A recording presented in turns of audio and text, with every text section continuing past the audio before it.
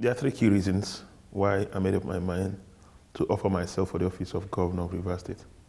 The first is that I'm privileged to be part of the team that crafted the vision of Rivers of Possibilities. Governor Rotimi Amechi ran for office upon that vision. And so, when he was elected and he started governance, we started the execution of that vision, or the implementation of that vision. We had clearly in mind where we wanted to take Rivers State to. He has started, but we think it's a job in progress. All right. Now, if elected governor of Rivers State, let's understand, what are you bringing to the table? That's really what it is. And let's understand the strategy you hope to employ to achieve what you're going to be mentioning now. If elected governor, I'll be single-minded about the pursuit of prosperity. And for us to prosper, we must have the right infrastructure in place. We must enjoy peace, security of lives and property. For us to prosper, we must have the right physical and regulatory framework in place. Those are some of the things I will bring to the table as governor of Rivers State. You agree that this new administration that's going to be coming in is really going to be governing under very tough times. I mean, we have a weak currency, we have, low oil prices and so forth. And you are talking about, of course, putting in place the right infrastructure to move the state forward. How do you hope to achieve this under these circumstances? For instance, what is going to inform your decision on the projects to embark upon at a certain period in time? Priority number one for us will be security of lives and property. And upon it rests every other thing. If you don't have a safe and secure society, you can't develop. The second thing we're going to look at is the issue of human and social capital development. And that will take us to the area of education, healthcare. You need an enlightened citizenry. You need citizenry that is healthy to be productive, to grow economy, and to achieve every other thing.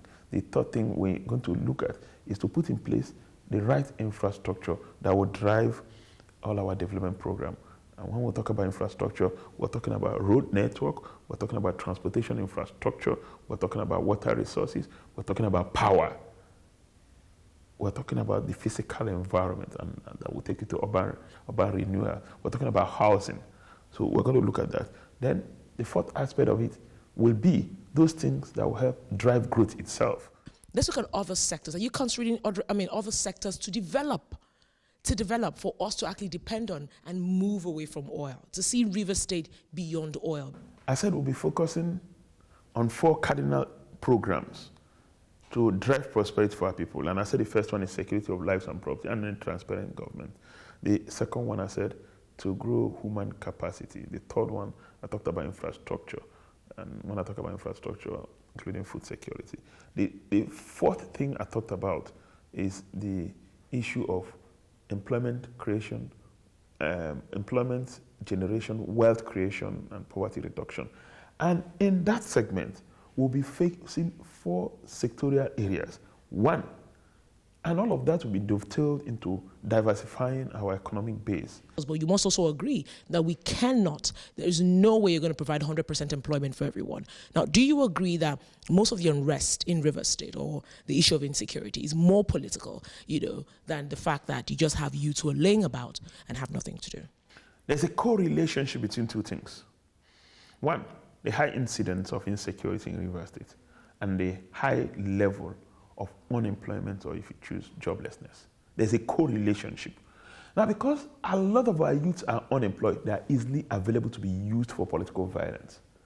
And so if you remove them, they serve as what I can call fertilizer or manure for insecurity to grow.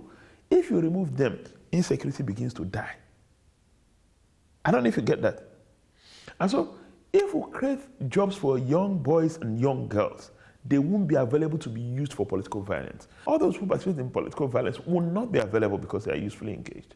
All those who are involved in court wars, that one is a bit more fundamental in handling. But again, I can tell you, if they're busy, they won't even be in court violence. All this would actually succeed or thrive, in a state where the judiciary stands. Rivers State has been without a judiciary for a long time now. What's your plan to address that sector when you come in? Or do you also hope to run a government without an existing judiciary? Nobody can run a government without the judiciary. It's provided for in our constitution. I'm sure you know the peculiar challenge Rivers State is passing through. What are the issues?